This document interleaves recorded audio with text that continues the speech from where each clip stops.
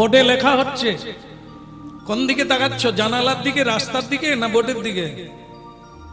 না না, আপনাদেরকে না, ছাত্র ছাত্রীকে বলছে মাস্টারমশাই। আমার কাজ লিখে যাওয়া, আমার কাজ বুঝিয়ে যাওয়া, আপনাদের কাজ বুঝে নেওয়া। যদি বুঝে নিতে পারেন পরীক্ষার ফলটা আশাজনক হবে, আর যদি জানালার দিকে তাকিয়ে সিটি মেরে মেরে সময় চলে যায়, তাহলে তুমি যে নম্বরের বদলে শুধুই জিরো পাবে, ইথে কোনো, তো এটা তো তোমার নিজের ব্যাপার, ওটা তো আমার ব্যাপার না। এ বিশ্ববিধাতা তাই গ্রন্থ লিখে দিয়েছে, পুরাণ লিখে দিয়েছে, কিভাবে চলবে, কিভাবে খাবে, কিভাবে বলবে, কিভাবে জীবন কাটাবে। এ বোর্ডে লিখে দিয়েছে, শাস্ত্রে লিখে দিয়েছে, মানা না মানা জয় ইচ্ছা তো। হরিনাম যতক্ষণ হবে, ভগবানের বাণী, রামচন্দ্রের বাণী, কৃষ্ণের বাণী, গৌরাঙ্গের বাণীগুলি প্রচার হবে, আপনারা শুনবে।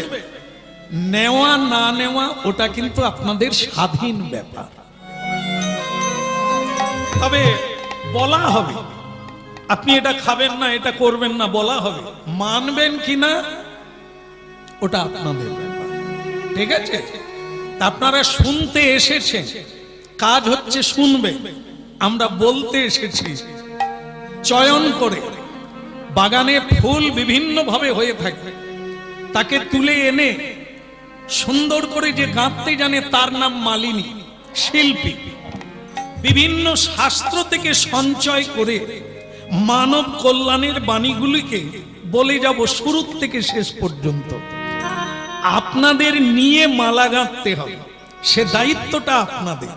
সুতরাং কে কিভাবে গ্রহণ করবেন সেটা আপনাদের বিষয়। আমরা কিন্তু শুরু করলাম ভগবানের বাণীগুলি আপনাদের কাছে পৌঁছে দেওয়া প্রচারকের কাজ, কীর্তনিয়া, ভাগবত বেত্তা, সাধু সন্তদের কাজ। তো সেটা আমরা করে যাচ্ছি। আপনাদের নেওয়ার কাজ নেবেন কিনা, ছাড়বেন কিনা, সেটা আপনারা ঠিক করবেন। বলো রাধা মাধব কি।